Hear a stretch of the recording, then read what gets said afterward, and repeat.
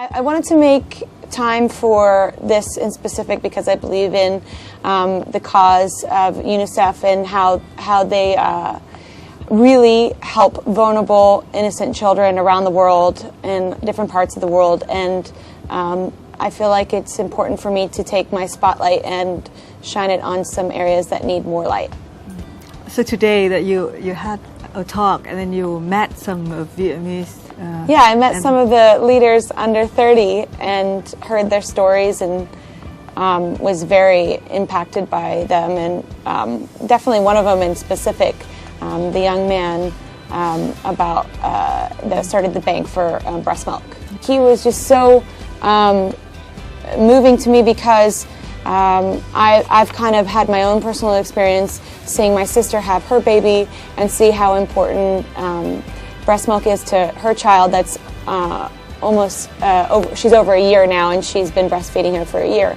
And I've got to see, her grow and see the effects of breast milk on her, and she never had formula, and she's a very beautiful, happy, pleasant baby, and I think she has a great immune system, and I know that my sister made the right choice, and it was a natural choice, and that's one thing that I think people forget is that breastfeeding is so natural. There's no stigma about it being wrong or weird, or it shouldn't be taboo to be able to feed your child something natural.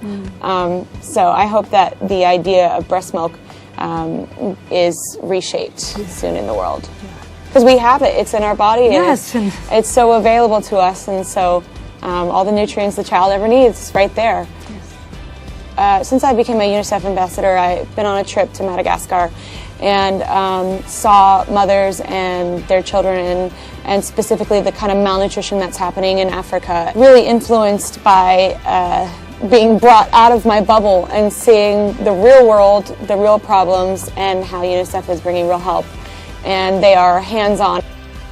I'm really just doing such incredible work, and I wanted to be a part of that. And I wrote a song about it, about what I saw, a song called Unconditionally, and was very affected by it. And so happy to be a part of it. Good stories. But is that hard to find time to, to Sure, yeah. My life is always very busy. There's always something going on. Right now in my life, I've been very focused on doing this tour for a year, and that's coming to an end, and so I'll have more free time. And when I have little blocks of free time, I like to think about where am I going to go next? Where can I hopefully be educated about different things that are going on in the world, and how can I bring my spotlight to that part of the world so that I can get their attention. Because the thing is, I have a lot of people on different social networks that I can use and pinpoint or send different messages about things that are important, just like that. And so hopefully I'll get to go on another trip very soon. But you can do something very small every day. You can put it into your routine.